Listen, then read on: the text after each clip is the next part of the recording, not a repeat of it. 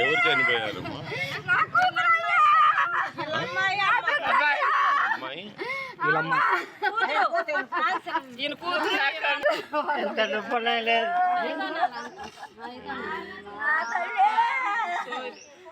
వాళ్ళు చల్లగిరిలో ఉంటారా?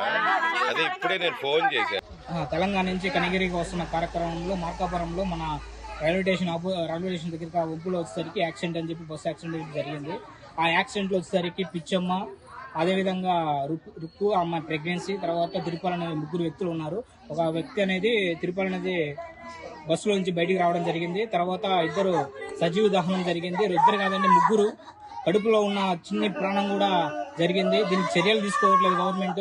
తక్షణమే చర్యలు తీసుకోవాలి. ఇలాంటి బస్సులను తెలంగాణ నుంచి మన ఆంధ్రాకి దాదాపుగా 800 కిలోమీటర్లు అప్ అండ్ డౌన్ 1600 కిలోమీటర్లు నడుస్తున్న వెహికల్ కి సరిగ్గా అదేవిధంగా తెలంగాణ నుంచి మన ఆంధ్రాకి శ్రీరామనవమి ఉత్సవానికి వాళ్ళ ఊరు జరుగుతున్న ఉత్సవాలకు రావడానికి అక్కడి నుంచి కనిగిరికి రావడం జరిగిన సంఘటనలో నిండు ప్రాణాలు బలి తీసుకోవడం జరిగింది.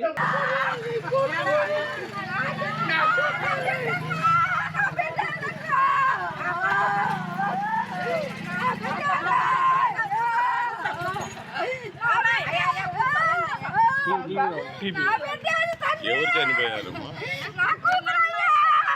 అమ్మాయి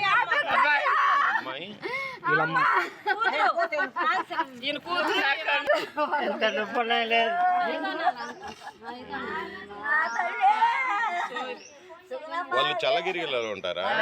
అదే ఇప్పుడే నేను ఫోన్ చేశాను.